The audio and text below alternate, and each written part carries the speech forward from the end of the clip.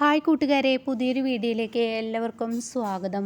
അങ്ങനെ ഇനി നന്ദിനി വീണ്ടും ജോലിക്ക് പോവാണ് കേട്ടോ. അതായത് നന്ദിനിയുടെ ഈ കാറ്ററിംഗ് സർവീസിന് നന്ദിനി പോകുമ്പോൾ നന്ദിനിക്ക് ഒരുപാട് ബുദ്ധിമുട്ടുകൾ നേരിടേണ്ടി വരുന്നത് കേട്ടോ.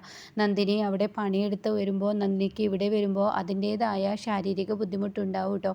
അങ്ങനെ നന്ദിനിക്ക് പല ദിവസങ്ങളായി സൂര്യ ഐസ് വെക്കലും അതുപോലെ നന്ദിനി തൊടുന്നത് പോലും നന്ദിനി അറിയില്ല. അത്രയും ക്ഷീണിതയാവും കേട്ടോ. കാരണം നന്ദിനി അവിടെ നിന്ന് വന്നതിന് ശേഷം നന്ദിനിക്ക് ഇവിടെയും പണിയെടുക്കേണ്ട ആ ഒരു മാനസികാവസ്ഥ പത്മ ഉണ്ടാക്കി കൊടുക്കുകയും ചെയ്യും കേട്ടോ. ഇന്ദ്രജയും വേദയും കൂടി അതും കൂടി ചെയ്യും.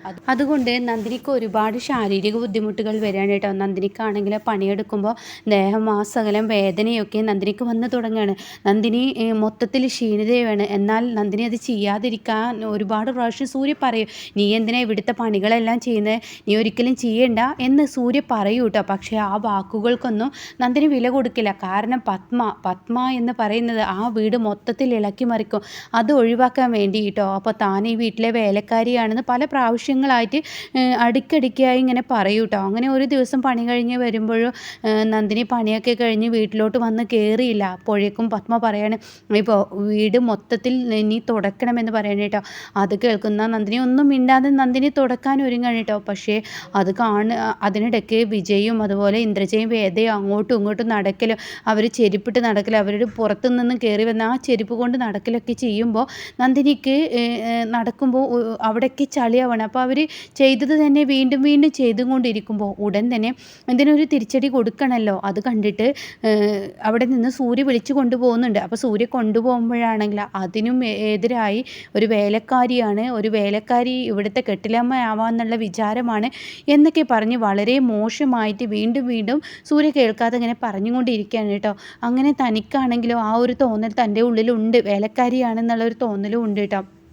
പിന്നീട് നന്ദിനി ആകെ സങ്കടത്തിലാവണം. ശരീരം വളരെ ക്ഷീണിതയാവണം. ഒരു ദിവസം നന്ദിനിക്ക് പണിക്ക് പോകാൻ പറ്റില്ല. അപ്പോൾ അവിടെ ആദ്ര കിടത്താൻ ബുദ്ധിമുട്ടാണ്. ആദ്രക്ക് ചെല്ലാൻ പറ്റില്ല. നന്ദിനി പനിച്ച് തുള്ളി കിടക്കും. അപ്പോൾ സൂര്യയാണ് അതൊക്കെ നോക്കുന്നത്. അതിനിടയ്ക്ക് ചിക്കൻ ബോക്സും കാര്യങ്ങളൊക്കെ പിടിക്കുന്നുണ്ട് കേട്ടോ. അങ്ങനെ ആ ഒരു ബുദ്ധിമുട്ടൊക്കെ ആകുമ്പോൾ സൂര്യയാണ് നന്ദിനി എല്ലാ കാര്യങ്ങളും ചെയ്തു കൊടുക്കുന്നത് കേട്ടോ. അതിനിടയ്ക്കാണ് ഈ മിത്ര ഇനി പത്മയുടെ കമ്പനിയിലോട്ട് മിത്രയും പത്മയും കൂടിയിട്ട് ഒരുമിച്ച് കൂടുകയാണ്. മിത്ര പറയാണ് ഇങ്ങനെ പത്മയോട്, നന്ദിനി അവിടെ നിന്ന് അടിച്ചിറക്കാൻ ഞാൻ നല്ലൊരു മാർഗം പറഞ്ഞു തരാം, അതിനനുസരിച്ച് ആൻറ്റി എനിക്കൊപ്പം നിൽക്കുമോ എന്ന് ചോദിക്കുമ്പോൾ എനിക്ക് അവളെ ഇറങ്ങിയാൽ മതി. എൻ്റെ മകൻ എൻ്റെ വാക്കുകൾക്ക് യാതൊരു വിലയും കൊടുക്കാതെ അവളെയും അവളുടെ അച്ഛനെയും അവളുടെ കുടുംബത്തെയും സംരക്ഷിക്കാൻ വേണ്ടി ഓരോന്ന് അവളുടെ മുന്നിൽ ഞാനൊരു കോമാളിയാക്കപ്പെടുകയാണ്. അവൾ സംഭവം വേലക്കാരിയാണെന്ന് അവൾ പറയെങ്കിലും കൂടിയിട്ട് ഓരോ ദിവസവും അവൻ എന്നെ മറ്റുള്ളവർക്ക് മുന്നിൽ എൻ്റെ അഭിമാനത്തിനെയാണ് അവൻ ചോദ്യം ചെയ്യുന്നതൊക്കെ ഇങ്ങനെ പറയണം. അപ്പോൾ അതിനൊക്കെ ഒരു വഴിയുണ്ടെന്ന് പറയണം. അങ്ങനെ മിത്ര പതിയെ ആ കമ്പനിയിൽ കയറി കൂടുകയാണ്. അപ്പോൾ യതീന്ദ്രൻ അത് എതിർക്കുന്നുണ്ട്. നമ്മുടെ മകന് കല്യാണം ആലോചിച്ച പെണ്ണല്ലേ, അപ്പോൾ അത് വേണ്ട, കതിർമണ്ഡപം വരെ എത്തിയല്ലേ എന്നൊക്കെ ഇങ്ങനെ പറയുമ്പോൾ അതൊന്നും പ്രശ്നമല്ല, നിങ്ങളൊന്നും മിണ്ടാതിരിക്കുന്നുണ്ട്, അത് കഴിഞ്ഞ കഥ. എന്തായാലും അവനിപ്പോൾ ഒരു പെണ്ണിനെ സ്നേഹിക്കുന്നുണ്ടല്ലോ, അവന് ഇഷ്ടമുണ്ട് എന്ന് പറഞ്ഞിട്ട് ഇപ്പോൾ ഒരു വേലക്കാരി കൂട്ടുപിടിച്ചിട്ടുണ്ടല്ലോ. അതിപ്പോൾ എത്ര നാളത്തേക്കെന്ന് പറയാൻ എന്തായാലും കഴിയില്ല. അവന് കുറച്ച് കഴിഞ്ഞാൽ അവനക്കൊരു ബോധം വരും, അവളെ ഒഴിവാക്കും. അപ്പോൾ എൻ്റെ മരുമകൾ ഇവള് തന്നെ മതി, അപ്പോൾ ഇവള് തന്നെ ഇവിടുത്തെ ജോലിയൊക്കെ എടുത്തോട്ടെ എന്ന് പറഞ്ഞ് കൊണ്ടുവരുന്നുണ്ട് കേട്ടോ. അങ്ങനെ സൂര്യയാണെങ്കിലോ മിത്രയെ കാണുമ്പോൾ ഒരുപാട് ദേഷ്യമൊക്കെ സൂര്യക്ക് വരും. അങ്ങനെ ഈ സമയമാണെങ്കിലോ നന്ദിനിയുടെ ആ ഒരു സ്നേഹം മിത്ര പിടിച്ചു പറ്റുകയാണ്. നന്ദിനിയെ ഒപ്പം നിർത്തിയിട്ട് അങ്ങനെയല്ല ഇങ്ങനെയാണ് എന്നൊക്കെ പറഞ്ഞ് നന്ദിനിയെ ഒപ്പം കനകത്തിനെ പോലെ തന്നെ മിത്രയും ഒപ്പം നിർത്തി തുടങ്ങുകയാണ് കേട്ടോ.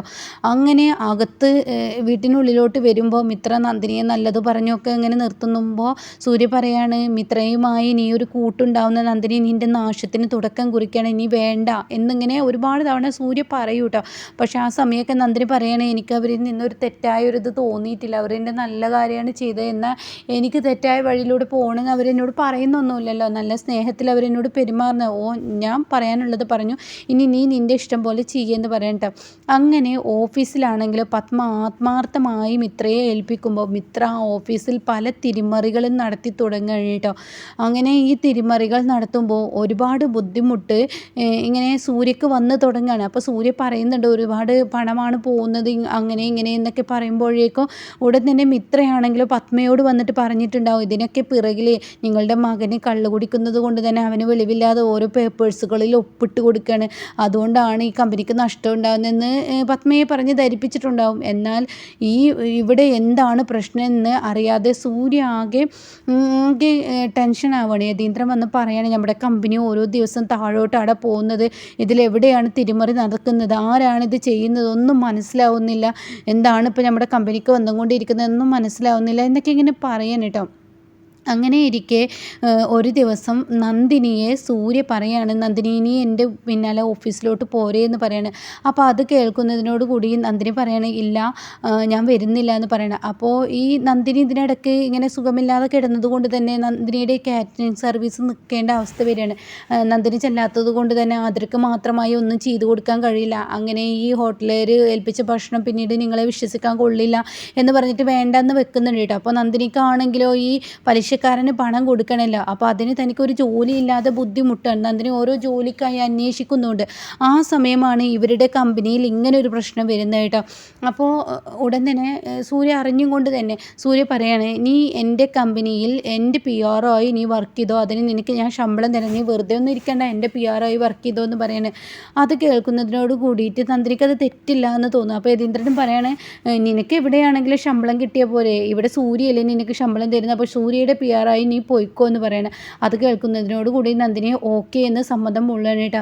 അങ്ങനെ നന്ദിനി ഒരു ദിവസം ആദ്യമായിട്ട് ഓഫീസിലോട്ട് നന്ദിനിക്ക് ജോലി കൊടുത്ത് കൊണ്ടുപോകാനുള്ള തീരുമാനം വരികയാണ്. അപ്പോൾ ഈ സമയം പത്മിയാണെങ്കിൽ കളിയാക്കാണ്, നന്ദിനി എന്ന പെണ്ണിനെ കൊണ്ടുപോയാൽ നാട്ടും പുറത്തുകാരിയായ ഒരു പെണ്ണിനെ കൊണ്ടുപോയാൽ എട്ടും പൊട്ടും തിരിയാത്തൊരു പെണ്ണ് ചെന്നതുപോലെ ആയിരിക്കും കമ്പനിയിൽ, അവൾക്കുണ്ട ലാപ്ടോപ്പും അതുപോലെ അങ്ങനെയുള്ള കാര്യങ്ങളൊക്കെ യൂസ് ചെയ്യാനും ഒരു ഫയൽ നോക്കി അതിൽ ഇതൊക്കെ ക്ലിയർ ചെയ്യാനൊക്കെ അവൾക്ക് അറിയുമോ എന്നൊക്കെ പറഞ്ഞിട്ട് വളരെ പരിഹാസിക്കുന്നുണ്ട് കേട്ടോ. അപ്പോഴും നന്ദിനി ഒന്നും മിണ്ടില്ല, കാരണം നന്ദിനി എല്ലായിടത്തും മൗനമാണ്, താൻ തന്നെ ഒരു വേലക്കാരിയാണ്, താൻ ഇവർക്ക് ചേർന്ന മരുമകളല്ല എന്ന തോന്നൽ തന്നെ വില കുറച്ച് കാണുന്നത് കൊണ്ട് തന്നെ നന്ദിനി ഒന്നും മിണ്ടുന്നില്ല കേട്ടോ.